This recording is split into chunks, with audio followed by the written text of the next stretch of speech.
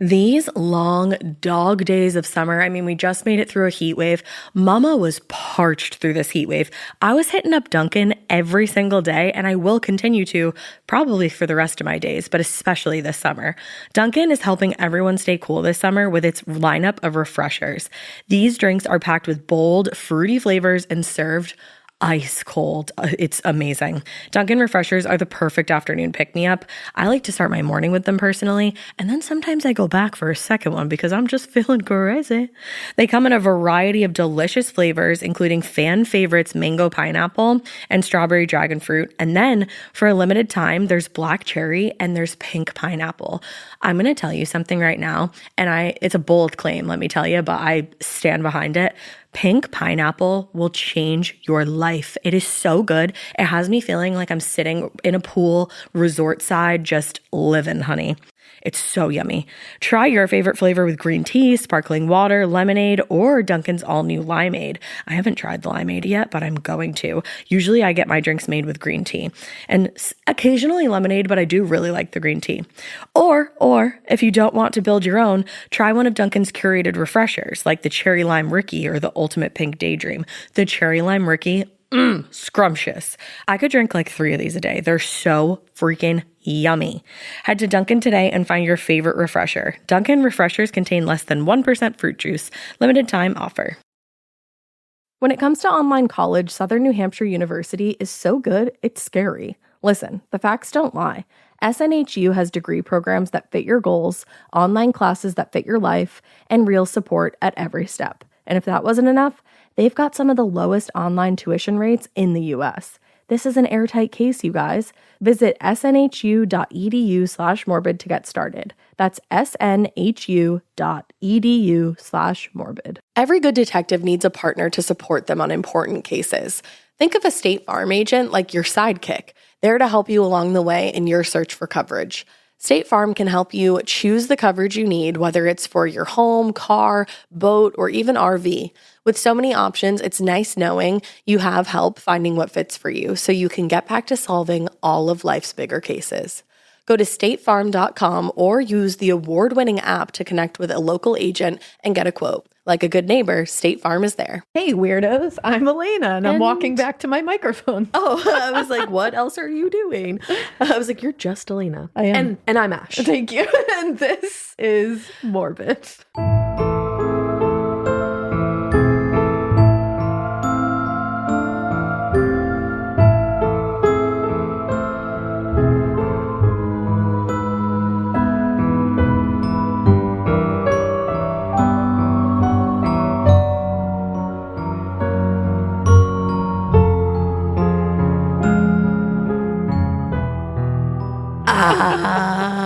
I was just like, I have to get out this complete thought before I say Listen, it be like that sometimes. It does. It is absolutely like that sometimes.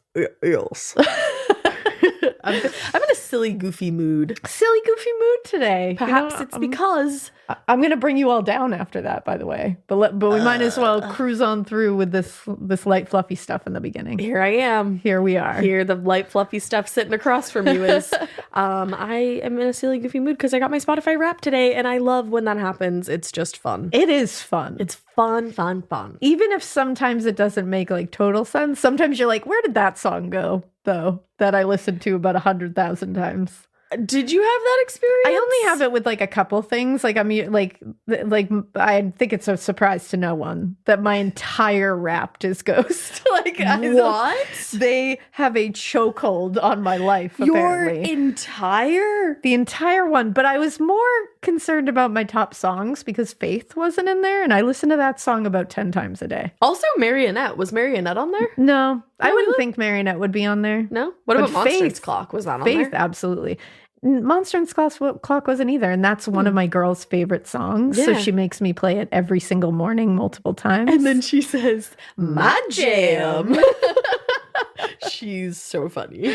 Yeah, so that we were looking through our Spotify Wrapped. Ash has one of the funniest descriptions I have ever heard. So it says like what you start the day with, what the middle of your day is, and then the end. And they give you like a vibe for each one. Yeah.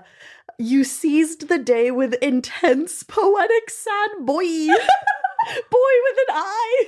Intense poetic sad boy. And you know what? Sometimes I am an intense poetic sad boy. No, it described perfect. I was like, yeah, your music is intense poetic sad boy. Yeah, it is. It made me cackle. I was dying. Mine, the morning started with spooky, moody mayhem. Correct. Which I was like, wow, I've never been described better in my life. No, to be quite honest. Really?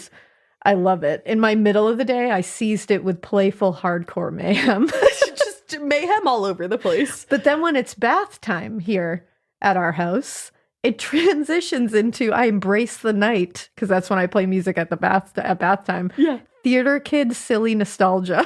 Theater kid silly nostalgia. Wait, now I want to go and see what my like beginning and end were. It's funny when you can tell too. Like, I like that they do those time of day ones, because you know what you're doing. Yeah. So you're like, oh, that actually checks.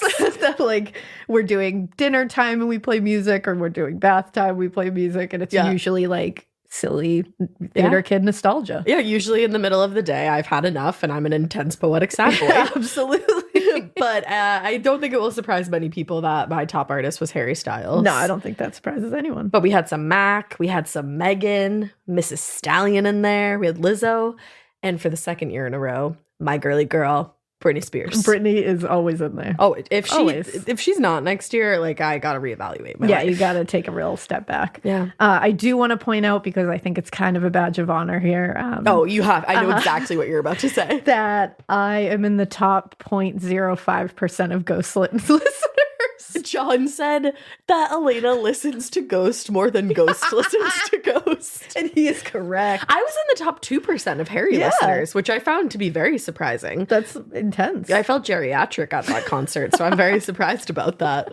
I was happy. 0.5 is 0.05. Oh, shit. So that's even wilder.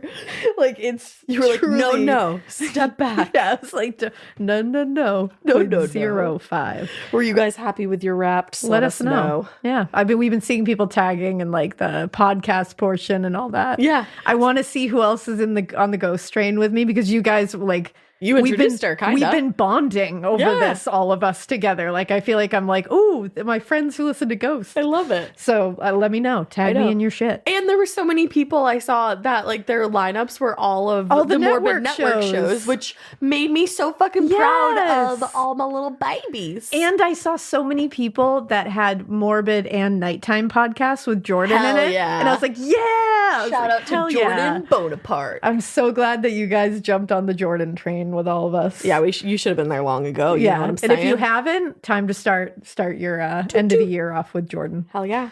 But yeah, so that was fun. That was lighthearted.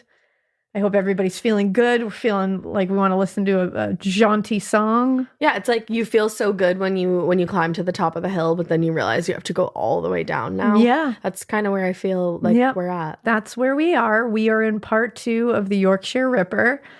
This one's going to be, I mean, they're all tough, but this one's just going to be like, I'm sorry. I was actually thinking about, and oftentimes I like can block out what we've talked about during the day.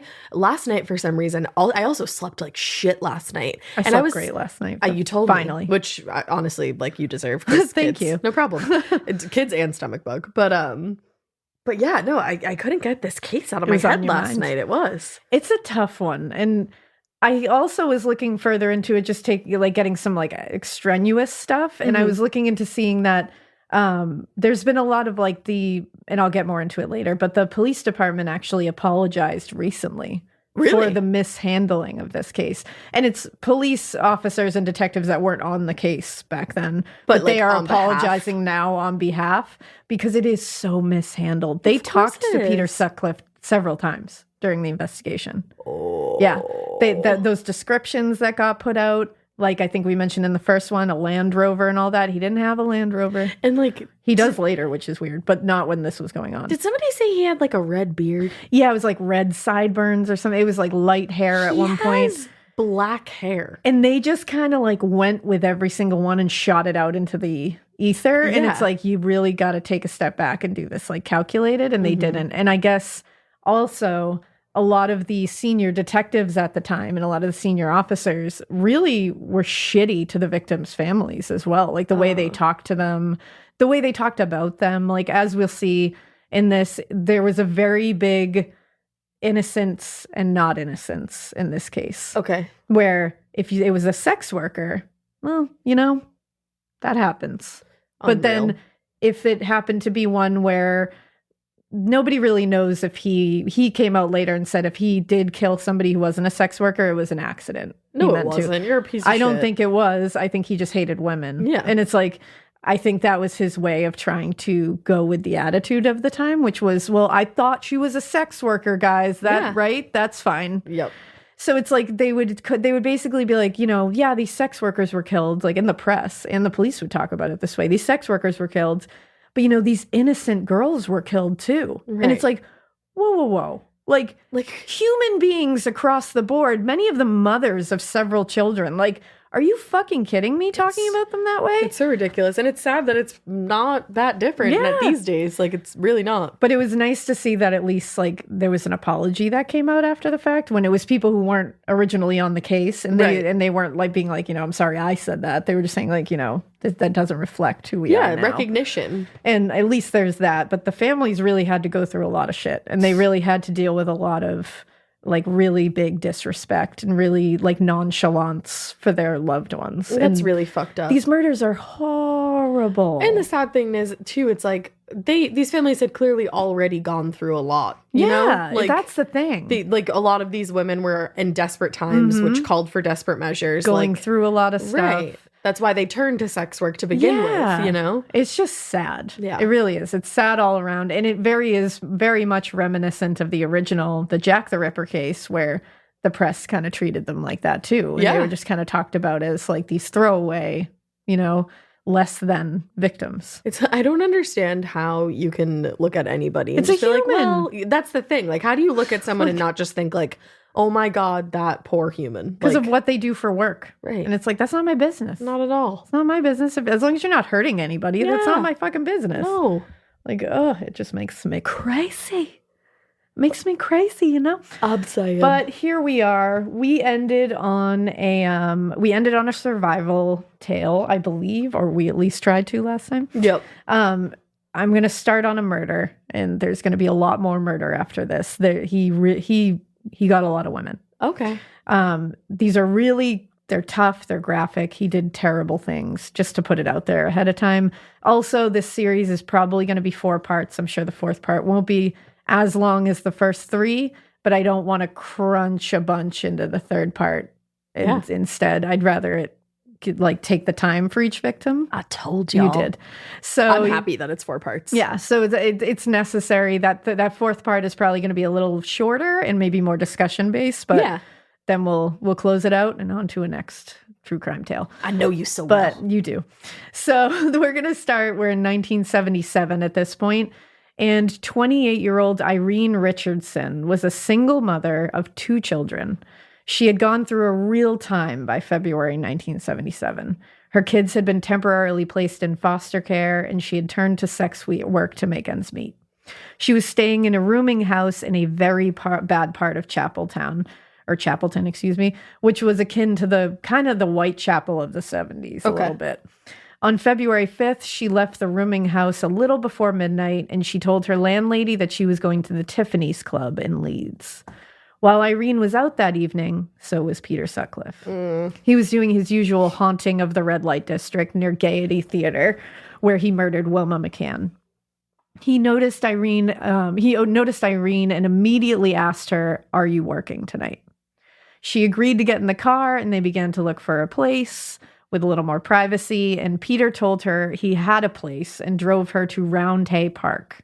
Irene got out of the car and told Peter she had to go to the bathroom. This seems to be a very, he goes through a very similar pattern each time. Yeah. There were public restrooms there, but they were locked, so she ended up having to go behind a bush. And it was then, when she was in a vulnerable position with her back turned to him, that he snuck up behind her and hit her with a ball-peen hammer in the top of the head. That's the thing that I just can't get over is the hammer. Yeah, you got to really take that and digest it for a minute. On the morning of February 6th, 1977, 47-year-old John Bolton was out for an early morning jog in Roundhay Park. Suddenly, he saw something that no one wants to stumble upon. He saw a body lying in the grass. He immediately thought it was a woman who needed help, like maybe had passed out or hurt herself. So he ran up to her and said, "Can I help you, miss?" And he moved her hair to the side because she was kind of laying face down or on her side a bit. And that's when he saw that her face and neck were covered in blood and her eyes were completely glazed and fixed. Oh. He called 999 and Detective Jim Hobson and David Gee arrived on the scene. It was quickly noted that she had suffered a massive fracture of the skull by 3 blows from the hammer. Holy shit. One of the wounds was so bad that the skull had actually broken and been driven into her brain. Hobson also immediately connected this scene to the others, luckily. She was lying face down, and when they moved her head, they saw that also her throat had been slit and had been stabbed in the side as well. Her skirt had been pulled up over her abdomen, and she was stabbed 3 more times in the stomach. This time, escalation had occurred, with the stab wounds being more like slash marks. Oh. Yeah. He had ripped her stomach open to the point of her intestines coming out. Wow. So he is really starting to escalate here. And he is just so angry. These wounds are so rage-filled. It's so scary. He just frenzy stabs these women. In a frenzy. Her coat had been draped over her legs, and under it, he had placed her brown boots across her thighs. That's the other thing. He arranges them in weird ways that don't actually mean anything. Yeah. It's weird. And he likes to leave them exposed as well. He loves to do that. Because he thinks he's clever. The scene revealed tire marks at the body and then leading away from it. And they were able to tell that these came from a mid-sized sedan or smaller vehicle. So not a Land Rover. Not a Land Rover. They brought these impressions to tire manufacturers and ended up having to work from a list of 26 possible vehicle matches, brand matches. And these matched 100,000 cars registered in West Yorkshire. Damn.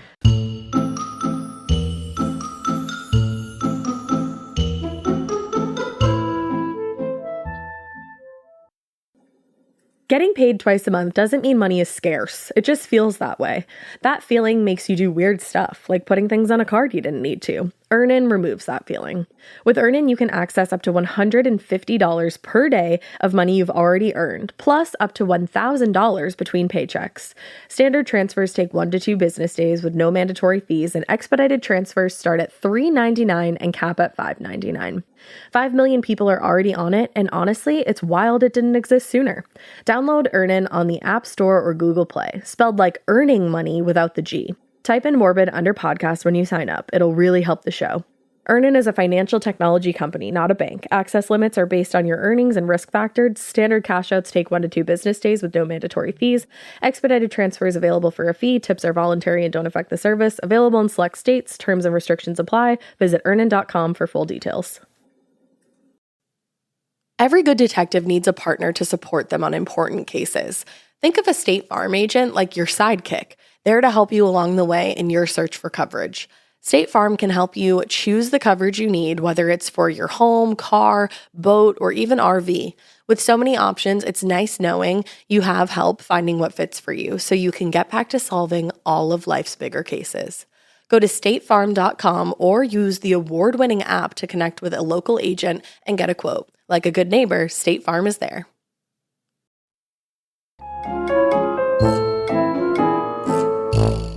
So they went hard at first, and they were checking going down the list. They were hitting every person. Good for them. That these cars matched. Mm-hmm. Months were going by. They're going. No one's hitting. Nothing's going. So come July, 5 months after they started this task, they abandoned it with 20,000 cars left unchecked.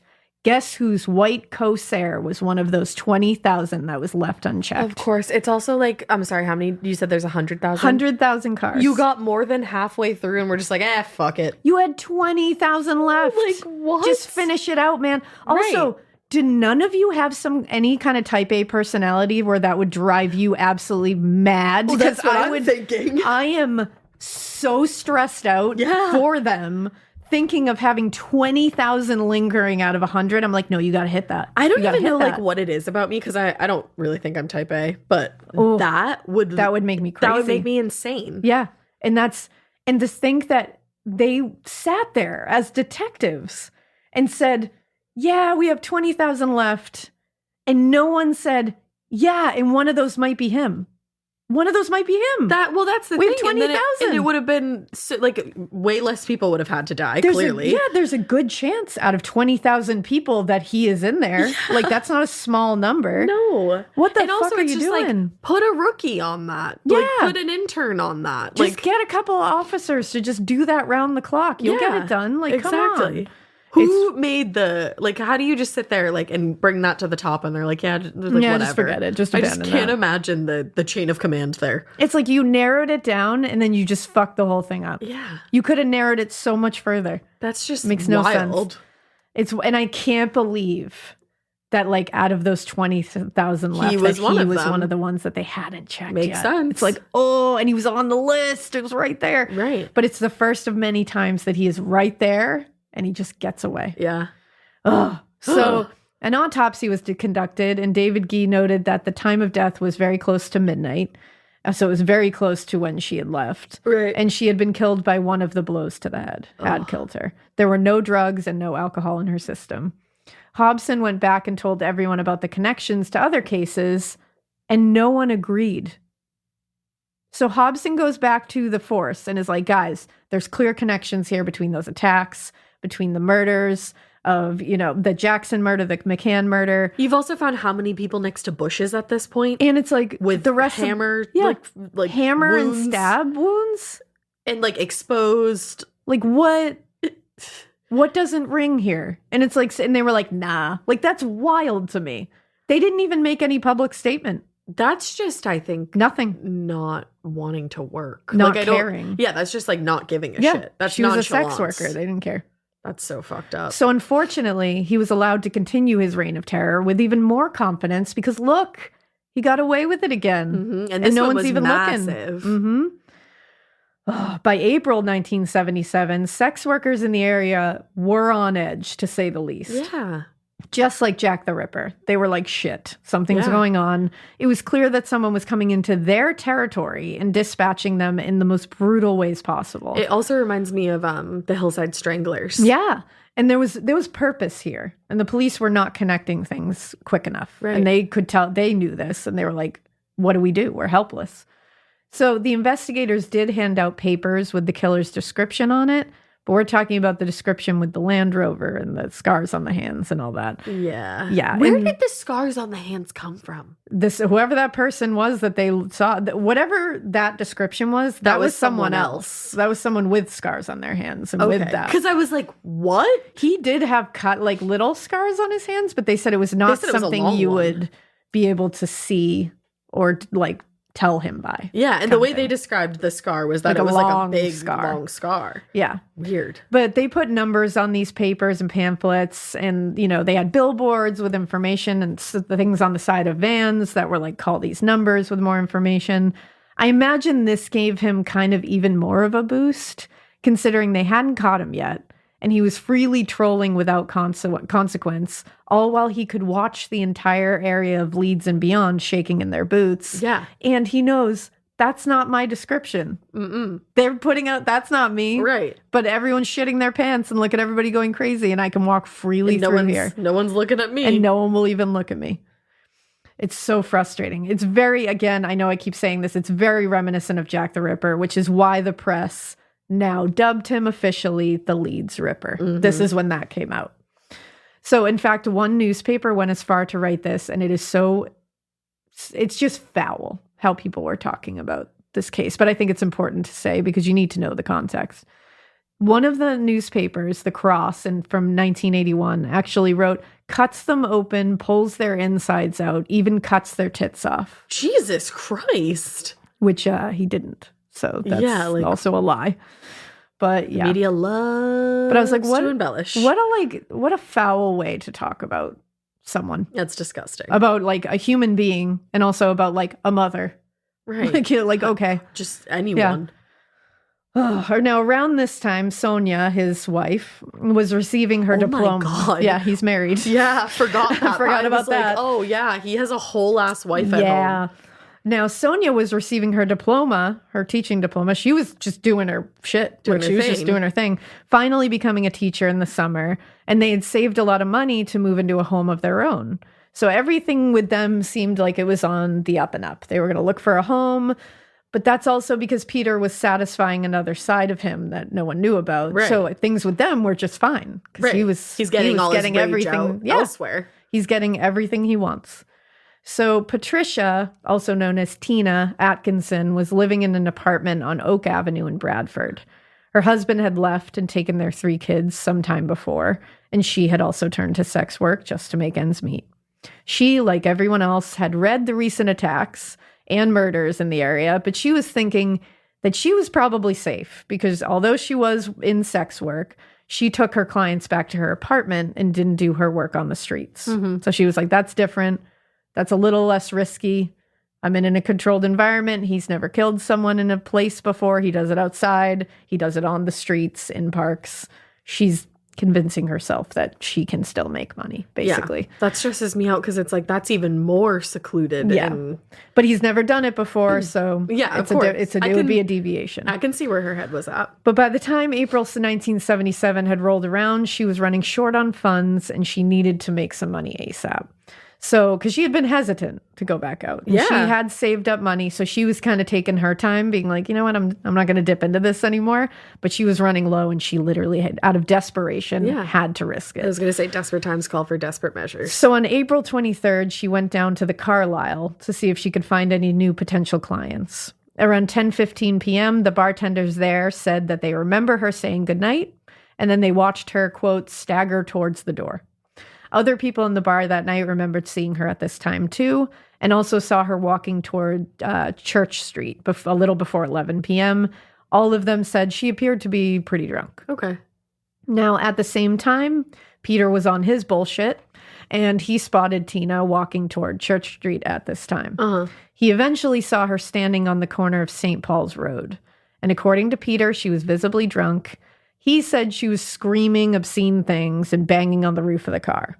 I doubt it. The other thing that I want to point out too is that all these people are like, oh, she was drunk, she was staggering, she was this, she was that. You don't think you'd have to get drunk to do that kind of work? Exactly. Like, Yeah. she doesn't want to be there. And you I know? think, honestly, I think the bartenders and stuff weren't being like, oh, she was drunk. I think they were literally like, she was vulnerable. Yeah. Like, she staggered out of But here. even Yeah. him being like, she was belligerent. Oh, he like, blah, definitely. blah, blah. You know was what I saying mean? that. Yeah, I would definitely say he is using that like kind of judgment on her, being like, she was drunk. In fact, he said later, it was obvious why I picked her up. No decent woman would have used that language. To which I say, fuck you. off. Yeah. Fuck you, sir. Get fucked. So he asked her if she wanted a ride, and she accepted. And they started making their way to her apartment in his Ford Corsair. I don't know why I couldn't say that. And she offered her services as well, or him her services as well. They made a deal, and they went to Tina's apartment. When they got there, Tina went over to the windows and closed the curtains while Peter hung up his coat. And as he did that, he slipped the ball-peen hammer from his pocket. Tina sat on her bed and removed her own coat. As she sat down, she turned her back briefly to Peter. That's all he needed. He took that ball-peen hammer that he slid from his coat pocket, and he quickly hit her in the back of the head with it. She fell to the floor, and he hit her in the head and face as hard as he could with the hammer a second time, then a third, and then a fourth. My God. Then he picked her up off the floor and placed her back on the bed. This is very graphic, just to let you know. And pulled her pants and underwear down. He, for some reason, attempted to pull them back up before he left that night. Nobody can really understand that one. He wasn't able to very much, but it was clear that he had tried to. Weird that he Very couldn't weird. do that. Yeah, I don't know if it was just like a weird position, but he also pulled her bra up to expose her chest. He then stabbed her 6 times in the stomach and covered her body with blankets and left the apartment. The next day, Tina's friend, Robert, had decided to pay her a visit around 6:30 p.m. So he knocked on the door, no one was answering, and he thought this was weird because it was a Sunday, and she was always home on Sundays, and she made it a point not to work on Sundays either. So he was hoping to just hang out. Yeah. So he was like, this is weird. He keeps knocking, no answer. And then he decides to try the door, and it was unlocked. And he was like, that's weird too. He had some kind of feeling. Yeah, so he slowly opened it and he went inside, and he was met with chilling silence, he said. And as he made his way to the bedroom, he saw Tina alone on the bed in a massive pool of blood that was also all over the floor. Oh. Most of her body was covered in blankets, but one side of her face was very visible and very bloody. Robert ran to the apartment manager, and he shouted for him to call the police. DCS DeMille, I believe it's pronounced, and I'm sorry if I'm not pronouncing that right, Detective Chief Superintendent, from the Western Crime Area was called in to lead the investigation, and David Gee, of course, acted as the pathologist on this case. When he arrived at the scene, Gee looked at the body, he examined her on the bed, and was able to say that she sustained 4 massive blows to the head, and that her face was almost unrecognizable. Oh. He was able to note the weird underwear and pants thing, too. He was Yeah. like, I don't know why he did that. And the stab wounds. And he also found scrapes and scratches all over, which he theorized were unsuccessful attempts to stab the body. So she was like writhing She was around. moving, and also he was like, he didn't use a knife. Huh. Like, so some of these where he went to stab and it just didn't go through. And what was he stabbing with, do you think? Well, Tina's body was brought to the ME office, and they determined, one, that her blood alcohol level showed that she had drank that evening, and she had not been raped. They looked further at the stab and scrape wounds, and they determined the weapon was a 1/2-inch wide chisel. What? He used a chisel to stab her. What? Like, if you look up a chisel, a gonna 1/2-inch wide chisel. I don't even know if I know what a chisel is, Look to it be up. honest with you. Now it makes a lot more sense. And what the fuck, A guy? chisel? Like that's That is that what you used to like mess with chisel. ice? Like chisel stuff. You're thinking of an ice pick. No, like a chisel would be like to. Shit. Like you would use a hammer and chisel to And I'm sorry, how wide did you say? a 1/2-inch wide chisel. Oh my god. So it would be like this one. Oh my god. Yeah, guys, look it up because it's like you need to get a full grasp Holy. of how fucked up and how brutal this was. That's insane. And that's why those scrapes and like attempts at stabbing make sense, because a chisel is not meant to stab into human flesh. No. It's really fucked up.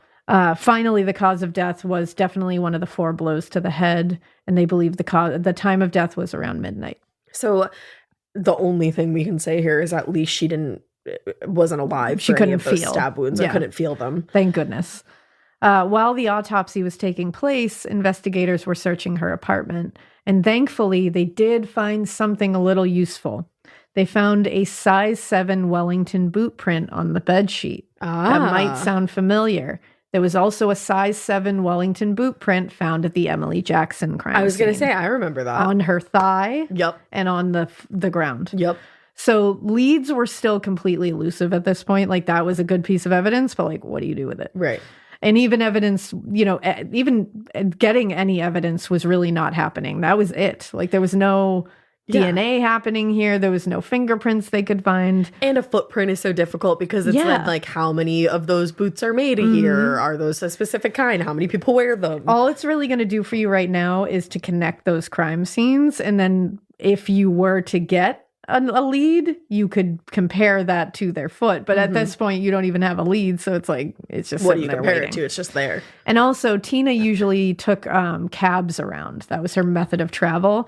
So they ended up interviewing 1,200 cab drivers in the area. Still nothing. No, because No information. A cab driver. Did he have a job at this point? Yeah, he was a lorry driver. Oh, he was taking okay. driving lessons to become a truck driver. Yep. I'm like, what did he do again? This would be the crime scene that I would worry they wouldn't connect to the rest of the scenes because of the location. Like, when I first read this, I was like, they're not going to connect this. They did, luckily. That's good.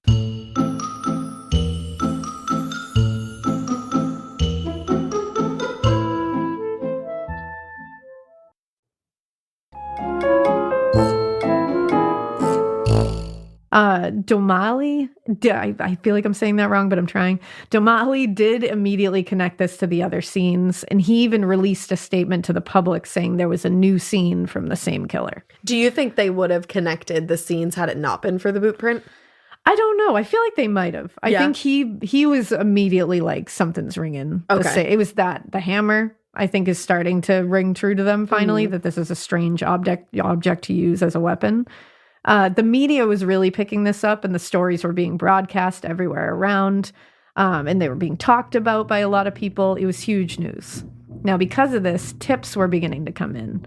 And it was at this time a sex worker from Leeds named Barbara Miller came forward and said she had actually been attacked herself, but didn't report it. And she had been attacked March of 1975 in Leeds.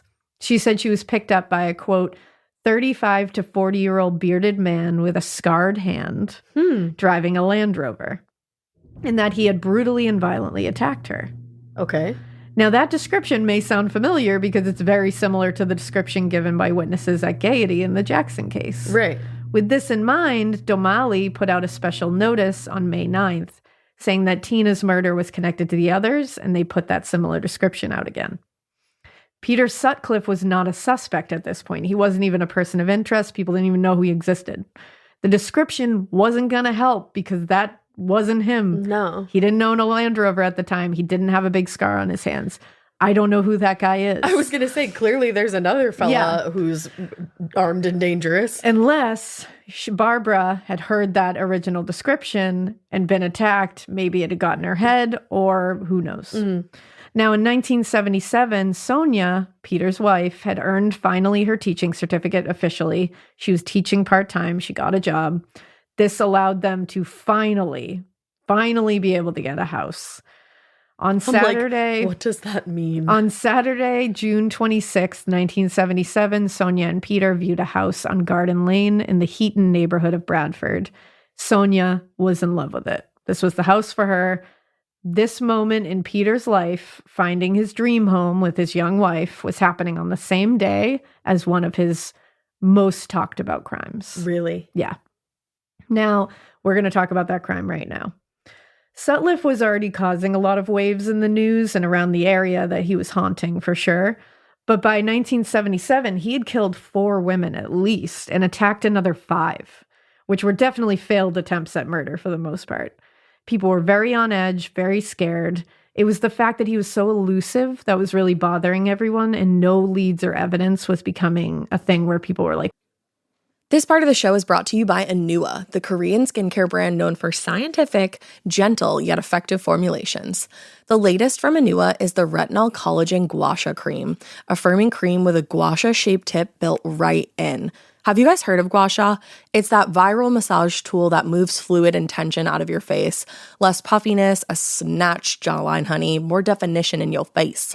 Retinol firms and reduces fine lines, and collagen keeps your skin plump and structured. This cream has both of those things, arguably the most optimal combo for that snatched, lifted look all in one step. I am obsessed with the Gua Sha cream. First of all, it feels so cool to the touch. When you put that on your face, it's just like, this is lovely. It's like a little spa treatment that you can give yourself. I like to do mine at night after I get out of the shower. I rub the cream on my face with the little gua sha. I'm sculpting that jawline, honey. I got it on the cheekbones.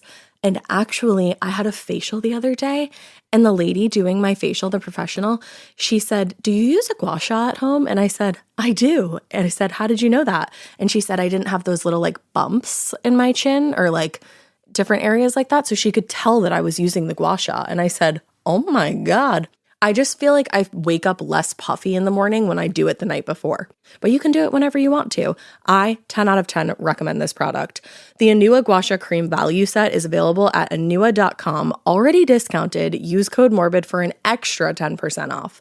That's ANUA.com, code MORBID. The Sherwin-Williams summer sale is here. Get 30% off select paints and stains or 35% off their newest product, Emerald Symmetry, July 17th through the 27th. Whether you're looking to refresh your interior or your exterior, they've got the colors to bring your vision to life. And with delivery, getting everything to your door is easier than ever. Shop online or visit your neighborhood Sherwin-Williams store. Retail sales only. Some exclusions apply. See store for details. Delivery available on qualifying orders. What's going on here? Mm-hmm. Like, why aren't the police getting anything? His next crime would be the one that would catapult him into international news. Oh. It was not a big news internationally right now. Like, it was really just talked about in the area. This is the one that we would hear about over here. Is there a reason for that? Yes. Jane McDonald was a 16-year-old girl who was living with her family on Scott Hall Avenue in Leeds. 16 years old. She was happy. She was smart. She was loved. If you Google a picture of her, she was beautiful. She looked just so sweet. She excelled at school. She worked hard at everything she did. She had a lot of friends. She was very close to her parents, especially her father. She also held down a job at the shoe department in a Leeds department store. And her father would later said, quote, she was almost bursting with optimism and the sheer joy of life. Of course, she's 16 years old. Now, on Saturday, June 26, 1977, remember, Sonia and Peter had found their dream home that day. At the same time on that same day, Jane was set out to go dancing with some of her friends. Aww. She was wearing a blue and white gingham skirt and left the house with a kiss for her father like she always did. She was beautiful. She really was. You look at all of these women, like if you look at a big list of these women, they're all beautiful. Yeah. And they all, like, when you look at them, you're like, you had so much life in there, like all of them. And then you look at the 16-year-old and you're like, you had your whole life ahead of you. Life. So she went off after giving her dad a kiss and saying, I'll be back later. She went off and met friends at Hofbrauhaus, I think it's called. Okay. Which was a German beer hall kind of place in Leeds. There were drinks and dancing and live music, and they had fun there until about 10:30 p.m. when she and a friend, Mark Jones, decided to get some fish and chips at a nearby restaurant. Sounds good. They went and had a nice time together. They sat and chatted, but she realized that she missed the last bus home. Oh, no. She was too late. So around midnight, Mark and Jane began to walk back to Mark's house because Mark was like, my sister will be home. She can drive you home from our Perfect. house. So when they get to Mark's, his sister wasn't home. So they just kind of hung around seeing if she would get home. And they both lay in a field together for about 45 minutes, just like talking, just shit. being adorable, Just like being 16-year-olds 16. who liked each other kind of Yeah. thing. And she Oh, and walked she was back. Probably having like the best Yeah, night. it was like a great Think of evening. That. I Hanging out know. with the boy you like, you get more time with him because his sister's not home. And you like, broke off and went to this restaurant together, and like It's so just, exciting. yeah, like she had everything going. So after the 45 minutes, she walked Mark back to the main gate at St. James Hospital, where they said their goodbyes because that was where he lived, near where he lived. And they made plans to meet up again next Wednesday. They were going to go on another date. During the same evening, Peter Sutcliffe had gone from looking at the home Sonia and he wanted to buy to dropping her off at work and then going out drinking in Bradford with his neighbor, Ronald Barker, and his brother.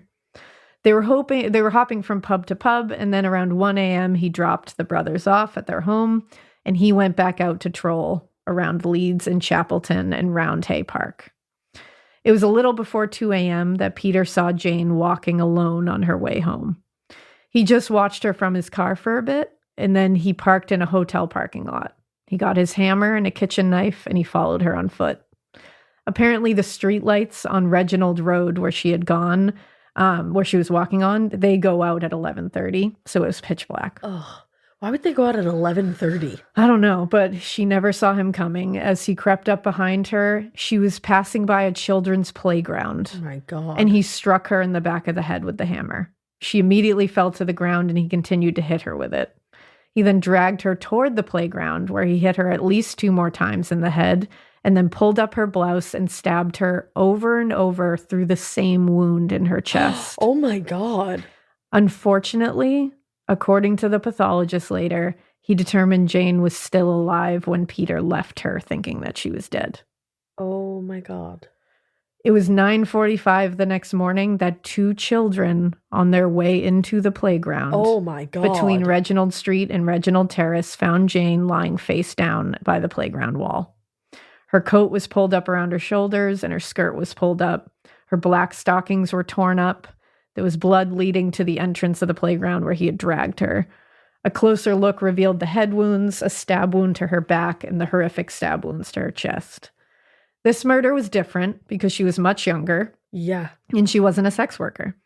Sutcliffe would later say he thought she was because she was in an area known to be traveled by sex workers at that time of night. And he only realized he was wrong as he was attacking her. And he couldn't stop then. I don't even know what to like. I think he's a bullshitter. I think personally. he's an absolute liar. He did the whole I was on a mission to kill sex workers and God told me to do it thing, like that. He did that whole defense of like I was doing that. And if he had admitted that he killed a 16-year-old girl just because he wanted to, he would lose that defense that God made me do it because I'm supposed to kill sex workers. And he also wouldn't do very well in prison. Exactly. And it's like, and he knows that the attitude at the time, unfortunately, the reality of the attitude at the time was people looked at sex workers differently, and he knew that. So he had to claim that he thought every one of these women were sex workers because he would never just kill a woman. And it's like, are you fucking kidding me? It's like, so people that live in that area and are walking those streets, all sex workers. Yeah. Oh, okay. And it's like, we see through you, you piece of shit. It's like, we just see through you. You hate women. You're a murderer. Like, you're not on a mission. You're a murderer. The other thing and you're is, murdering women because you hate women. And this girl looks 16. He realized she was 16. Even if she was a sex worker, you see a 16-year-old girl and you don't think, like, if she is, what got her here? My God. Like, exactly. Human empathy. How do you, like, clearly something happens in these brains where it just is like, zoom, like, the lights out. So this is really sad, too. Jane's family suffered immensely after this, obviously. Her father especially felt the loss. They were very close. Yeah, and he was the last one to see her, too. He actually developed, quote, nervous asthma, had been unable to work, and simply lost the will to live. And just 28 months after Jane was murdered, Wilfred MacDonald died. And his wife said, killed by a broken heart. Absolutely. I fully believe in that. Destroyed me. Yeah, like, reading, I'm like, I don't know how you, I don't know how you don't. No. Die of a broken heart. No, I really don't. It's so sad. And if you don't, you're just in hell on earth. Exactly. So it's like I just want to like reach out and just like hug these people. I do too. And even like Wilma McCann's son, Richard. Yeah. And like, because she had like 4 kids, I believe it was 3 or 4 kids. Like she was the first murder.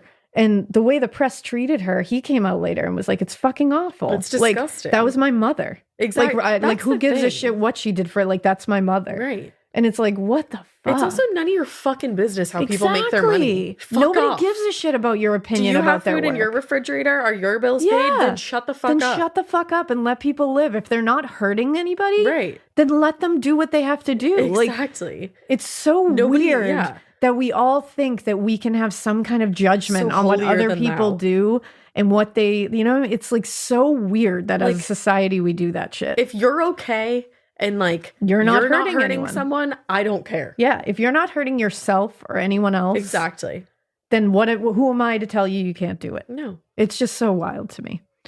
And I think we were all brought up like it's like so ingrained and like conditioned to like almost automatically like judge like want to give an opinion. Well, because you have to break out of that as you evolve. Like, it's part of becoming a better adult and a better human. People don't want to do the work though to break the cycle, or people don't have access to the tools to break the cycle and stuff like that. It really is generational trauma and generational baggage. Yeah, generational bullshit. It is. But it's like you got to look at it and be like, I need to change this. Yeah. Because like we've all done it. We've all judged people harshly. We've all put an opinion on something that we have no fucking business putting an opinion on. But you have to learn from all of us.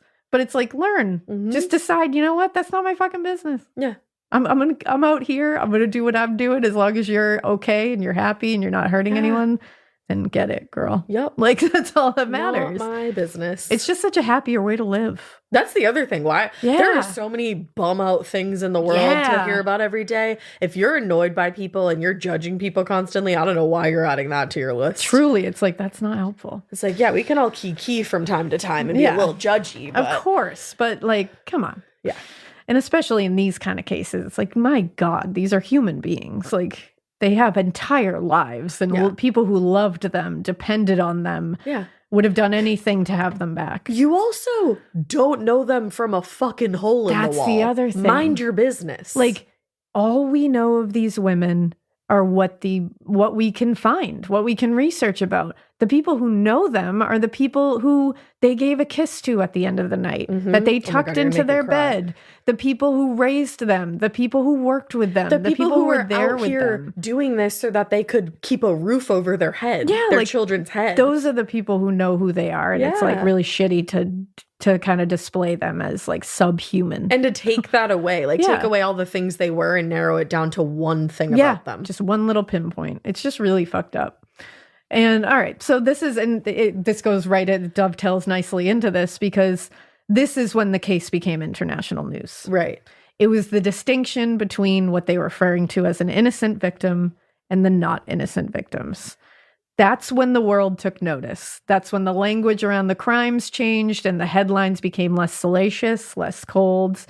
It put every woman on alert at this point because before, one was safe now. We thought it was just sex workers. Now it's everybody. Nobody's safe. Even though before it also wasn't. Yeah, exactly. But that's how they were portraying it. The way the media presented it, it was that they were out looking for clients, and if you weren't doing that, then you were okay. Yeah, it's your fault. That's how they presented it. The murder of Jane McDonald showed that it was just women that he was after. Just women existing past a certain time of night when he deemed it inappropriate for you to be existing. Like, I can't be outside at night? That's all it was. It's ridiculous. So the investigation ratcheted up a notch as well, because now we have an innocent victim, quote unquote. Which I'm not saying Jane wasn't an innocent victim. Of course not. I'm saying the other ones were also innocent victims. Yeah, anybody murdered is usually pretty innocent. We have a handful of innocent victims now. We don't just have one. And now the entire world is watching. It's not just across the pond. It's now over here, we're watching as well. And people in the area are finally becoming, like, they're paying attention and they're scrutinizing the case. They're scrutinizing the investigation. And now they're wondering, why the hell are there no leads? Why has no one been chased down for this? What the fuck are you guys doing over there at the West Yorkshire police station? Right. Like, it's taking this? Like, what the fuck? What the hell? So West Yorkshire police started talking to everyone in the area. They're talking to neighbors, shop owners, sex workers. They collected over 3,500 statements. And at this point, the case was assigned to an investigator, a new investigator, which is also their problem. They keep just handing this to different people instead of having one consistent person who has a connecting thread. Yeah. So the new one was somebody who Chief Constable Ronald Gregory really felt could handle this case, and he was in charge. He assigned it to Assistant Chief Constable George Oldfield. So George Oldfield was that classic detective that you think of. He was mouthy. He was abrasive. Chain smoked. I knew it. Had a glass of scotch at any given time. He was a former veteran. He had actually stormed the beach in Normandy during D-Day. Holy shit. He had also lost his oldest daughter at one point to leukemia. So he had a personal connection. Especially equipped to have the empathy needed to investigate the death of a child. That's great. I'm glad somebody capable is on the case at this point. That's the thing. Hopefully. He didn't. I put all my eggs in his basket. I was gonna say, maybe pluck a few of those out. I don't know. I'll take these. The idea was nice. The idea was nice, but many mistakes were made during the course of the investigation. And actually, West Yorkshire Police, like I said earlier, actually 2 years ago made an apology to the victims. It was 2 years ago. 2 years ago. Very recent. And like I said, how they spoke to victims' families, all of that stuff. I'm going to get more into that towards the end because I do want to talk more about that. Yeah. Probably the end of in the fourth episode. But it's notable to point this out as the investigation kicks into gear here because they put together a force of 304 officers who worked full time on this case at this point.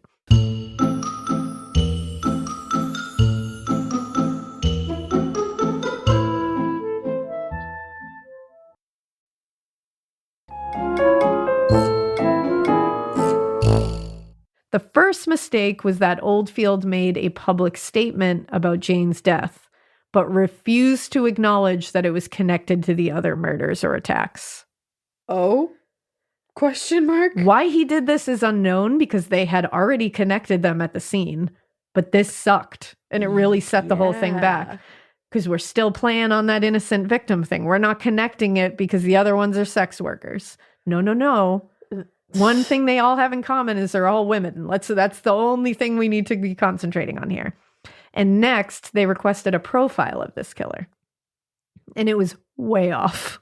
It basically said, it might as well have said, look for an aggressive madman skulking around in the shadows and covered in like bunions and waving a hammer. Oh, okay.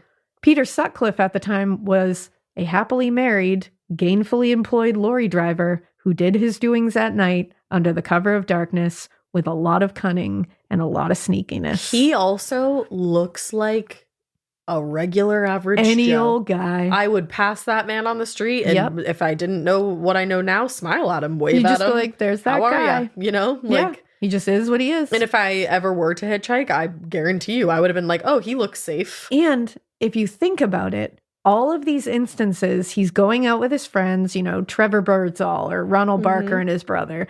He's going out with them to pubs all the time, staying out till about 12 or 1 a.m., then driving them home, and then he goes out. Right. Most of the time, he has an alibi. Exactly. Those people purposefully. exactly, because now Oh, I was with him. that guy until like 1 a.m. Like he was going home. And then times get confused, of course, the more and more people you involve. So the bartender, oh, I don't know, they left about this time, could have been later. Exactly. Fucks it all up. Exactly.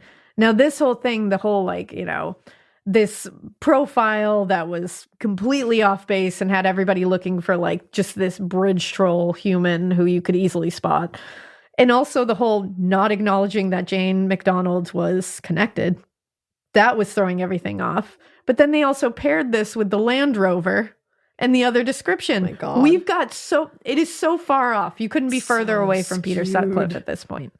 And the manhunt was massive now. And at this point, over 175,000 people were interviewed. 10,000 vehicles were checked after that initial big burst of them. And no leads were found. But are they checking Land Rovers now? They're checking Land Rovers now. Exactly. And by July 1977, Sonia and Peter had bought that home they fell in love with on Garden Lane. And on July 9th, he went out with Ronald Barker and his brother in Bradford to celebrate the actual purchase. Of course. Who the fuck do you think you are? For real. Of course, they headed to the red light district and hung around until about 1 a.m.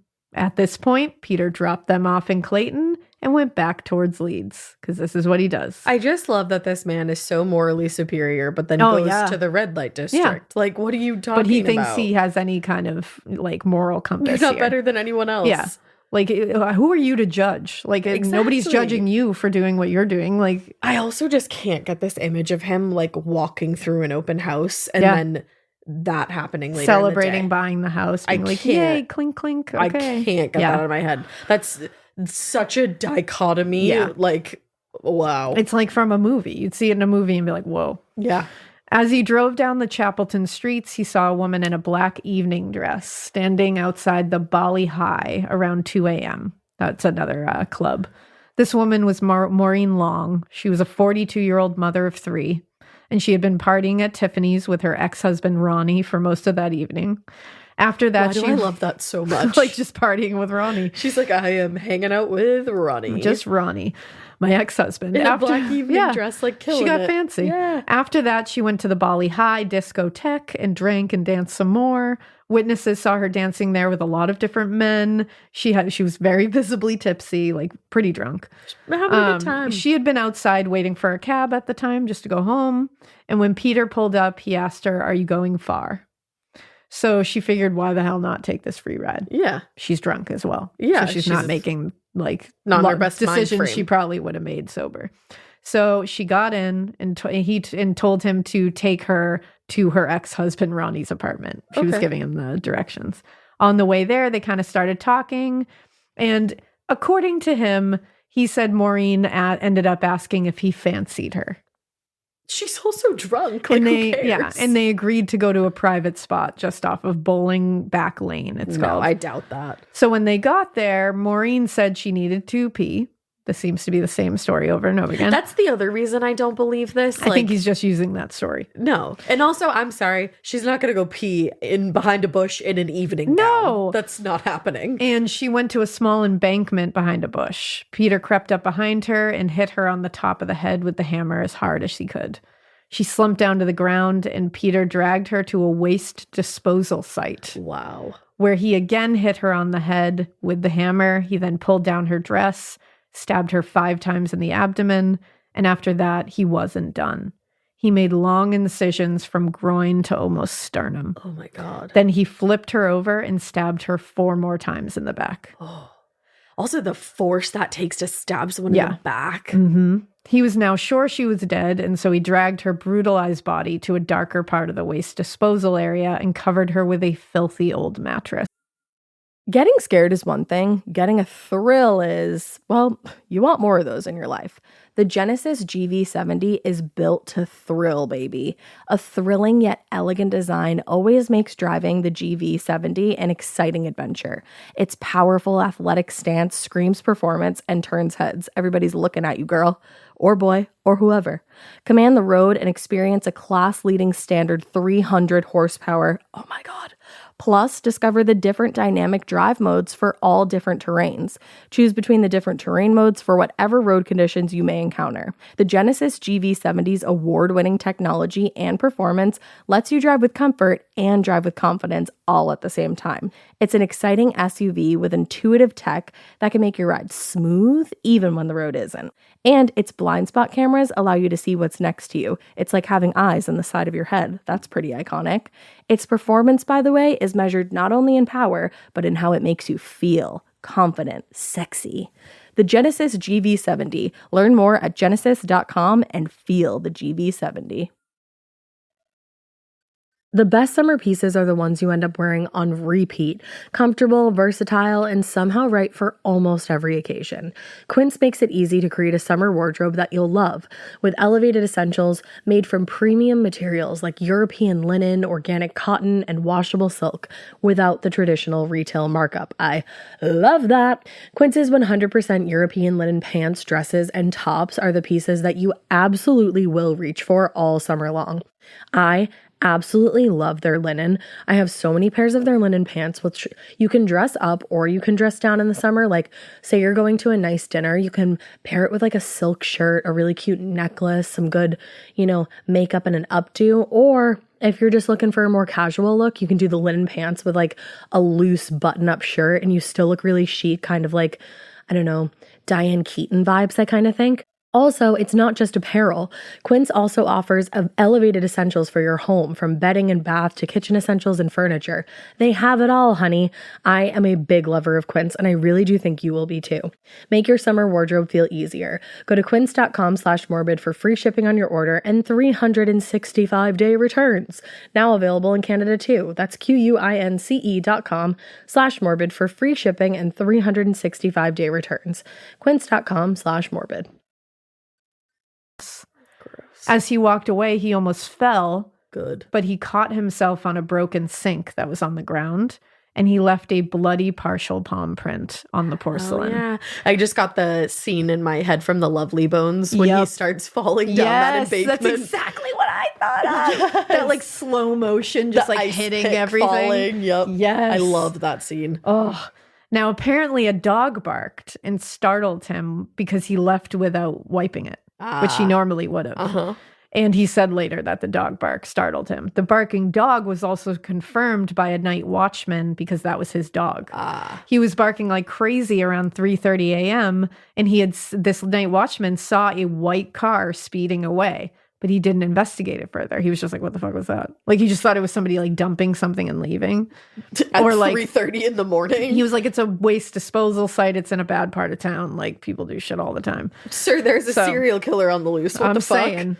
And so he didn't look further. He was later able to give a description of the vehicle, but unfortunately he thought it was a white Ford Cortina and it was a white Ford Corsair. So again, we are getting the wrong. Can we just look at like all the thing. White cars that exist, please? It wasn't, Wow. It wasn't until early the next morning that 2 women near Bowling Back Lane heard soft cries that they believed were a baby. Oh my God. They followed the sound and found Maureen Long alive. Does she live? Under the mattress, crying out for help. Oh my God. Ambulance and investigators arrived and took her to the hospital where they saved her life. Oh, and you know her ex-husband Ronnie was out for blood. Right? I believe in Ronnie. I believe in him too. I don't know anything about Ronnie, by the way. I feel right about him. They had a great night, so I want into them it. to. Yeah. She had head injuries, hypothermia. She had 3 broken ribs and horrific stab wounds, but she lived. She had been split from groin to almost sternum. And she had been laying under that mattress for hours and hours. I wonder if the pressure of that mattress had anything to do with clotting, you know? Maybe.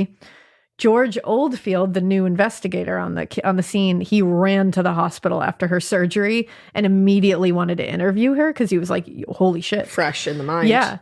But she couldn't remember barely anything from the evening. She was like, 1, I was drunk. Like, I don't remember a lot about the evening anyways. Yeah. And obviously head trauma. Like, I just came out of surgery. PTSD. But she did remember. She said, I do remember that I did get a ride from a man. And she said, a man of about 35 years of age who had light brown shoulder length hair.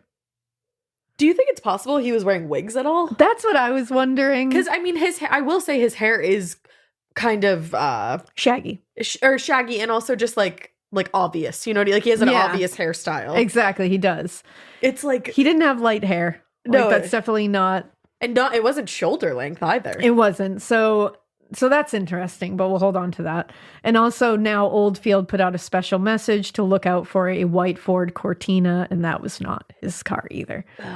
This is when his name went from the Leeds Ripper to the Yorkshire Ripper. Okay.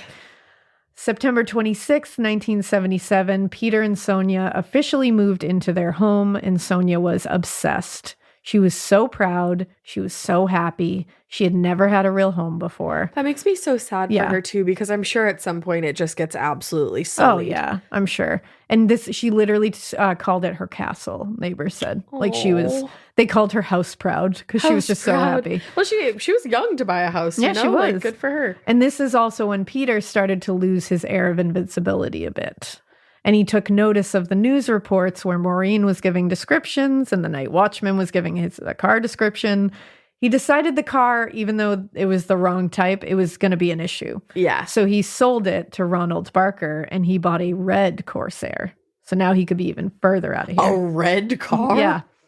October 1st, he took his red Corsair to Manchester, almost 2 hours away from his home, to troll the streets in the red light district. Damn. At 9:30 p.m., he spotted and pulled up to 20-year-old Jean Jordan, asking her if she was doing business. She said she was, and they drove to a nearby empty lot next to a cemetery where they agreed to have sex on the grass for £5. Jean had run away from home at 16 and had met her partner, Alan Royale, when she had appeared in Manchester. They took to each other right away, and they'd moved into Alan's apartment in Lynbeck Crescent. They never got officially married, but were like living as husband and wife. Yeah. They had 2 small children together. Unfortunately, by 1977, they were in dire straits financially. And unbeknownst to Alan, she had met some sex workers and was doing it on the side. Trying to support her family. Yeah. As she walked towards the grass that evening, Peter snuck behind her and hit her 13 times in the head with the hammer. Oh, 13. My God. When she fell, he began stabbing her over and over and over before he was scared off by headlights. As he was leaving for home, he realized that he had given her that £5. Oh, he's getting sloppy. So he realized that the £5 note he had left with her was part of his pay packet from that week's work. And he was worried that the little serial number on it could be traced back to where that was. He didn't want to go back, though, so he just kind of hoped it wouldn't be an issue. And it wasn't, and it really wasn't for a long time. He was watching the news. No one was finding Jean. Days went by. Jean's body wasn't even found, and it was laying behind an abandoned shed. And she wasn't even reported missing by Alan. He explained it later, but whoa. Okay. October 9th, Peter and Sonia had friends over their new house for a housewarming party. I'm so angry. 8 days later, he's having a housewarming just party. Like, welcome, with friends. playing kind toast man. And around midnight, Peter offered to drive some of his friends home. So he dropped them all off. And then he went back to Manchester after he drove them off. Damn. He went to Jean's body 8 days after he had left. She was still there. No one had found her. God. She was still there, but her purse with the £5 note was gone. Oh, so somebody had seen her and robbed her? That's what I thought initially, but no, he just didn't find it. Oh. He was pissed, though. He lost it. And he dragged her body out from the hiding place, tore her clothing off, and started stabbing her body over and over again in a rage. My God. He slashed her chest and stomach over 20 times. Her intestines and stomach were exposed at the end of this. Wow. Once he had calmed himself down, he decided he had to make this look less like a Ripper kill, so he figured he would try to remove her head to stop her from being identified. Whoa. He tried, but he failed because he did not have the proper tool. He's like already cuckoo nuts bananas, but like going off the fucking rails. He brutalized her body in this process. Yeah. So he just left her there and just went home. He couldn't get her head off. Also, like, where are all his bloody clothes Like, what are you going? doing? Like, That's the thing. This man must have been fucking covered in blood. That's the thing. I wonder if he had clothes in the car or something. He had to have. October 10th, only 12 hours after Peter had moved her, Jean was found by a worker coming in to do gardening work in the area. He had literally tripped over her body and called police. Ugh. DCS Jack Ridgewater was on scene, and he immediately knew it was the Ripper by the hammer blows and the stab marks, despite what he tried to do. That evening, it was on the news, and Alan heard the description, and he knew it was Jean. He called police and told them he had actually thought Jean had gone to Scotland to visit family because she would do that. Oh. Like, she would just pop off to Scotland for a few days. Oh. So he was like, that's the only reason I didn't call her in missing. And like, so that makes sense. Fingerprints at their apartment matched the victim, so they were able to confirm it. Also, a fellow sex worker and friend, Anna Holt, identified her in person. Mm-hmm. It was 5 days later that someone who lived in the area found Jean's purse. Okay, tell me. It was 150 feet away from where her body was discovered.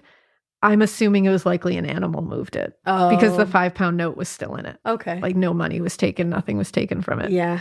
I'm sure it was animals picking away and they just dragged something away. Makes sense, yeah. But they were able to trace the bill back to Shipley and Bingley, which were branches of the Midland Bank, which is in Yorkshire. They were able to narrow it down where these bills went out. Wow. By interviewing over 5,000 men who worked in places where they did get circulated. Uh-huh.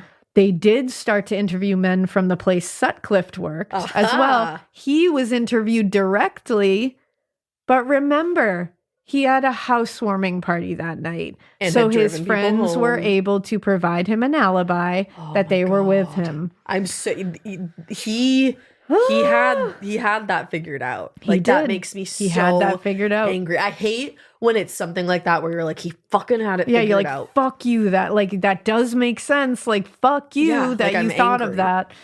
This venture also didn't really help because it ruled out the real killer. Like, he was passed by now, and also spread the information way too far. So it made it hard to connect pieces and make one cohesive investigation. Now it was just getting messy. A mess and a half. This was one of the times Peter would come very close to getting caught, but found himself once again untouchable. Police in his face, and he still walked away clean. I'm glad the department apologized now about how mishandled this case was, because my God. But that is where we are going to leave it for part 2. Are you kidding? Because this is a lot, and these are very gruesome. They are very stressful. They are. But part 3, we are going to dive right back in, and it's not going to get better. I'm on the edge of my fucking But just seat. know he's going to get caught at the end of this. Because you also said that there's like multiple times that the police get him and like let him go. And this seems to be the first. Yeah. One of the first. Yeah, one of the times. So God damn it. Yeah, this is a rough case. It's a lot. It'll stay with you. Yeah, it has been. And I just fucking hate him. So go listen, you know what? Go listen to your Spotify Wrapped and like get in a good headspace. Go listen to your top artist. Yeah. And don't judge people. Yeah, don't judge people. And also we hope you keep listening. And don't judge people for their Spotify Wrapped either. Yeah. Who cares what people listen to? Unless it's like, you know. Yeah. You know. Anyways, we hope you keep listening. And we hope you keep it weird. But not so weird that you're in the top 0.05 of ghost listeners for the year. There it is, girl. There it is. Here I am judging you. I'm kidding.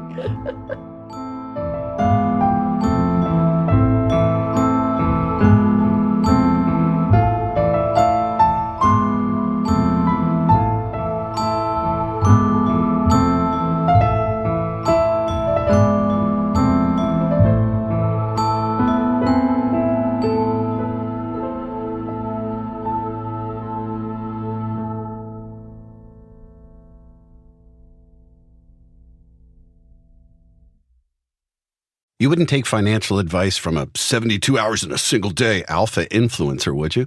Same goes if you're in a car accident or any accident. Who you choose matters. That's why Morgan & Morgan exists. They're the largest injury law firm in America, and they've built a reputation by actually winning cases, not just talking about it. Over 1,000 lawyers across all 50 states and $30 billion recovered. Injured? Go to forthepeople.com/podcast. That's forthepeople.com/podcast. Traditional home security only alerts you after a break-in, and that's too late. Simply Safe is changing that. Stop. This is Simply Safe. Police are on the way. We don't just alert, we stop crime before it starts. Simply Safe, plan starting around $1 a day. Save 50% on your new system with professional monitoring at simplysafe.com/SXM or with promo code SXM. Outdoor deterrence requires a Simply Safe Active Guard outdoor protection plan starting at $49.99 a month. Visit simplysafe.com/licenses for alarm license information. Tennessee 2012.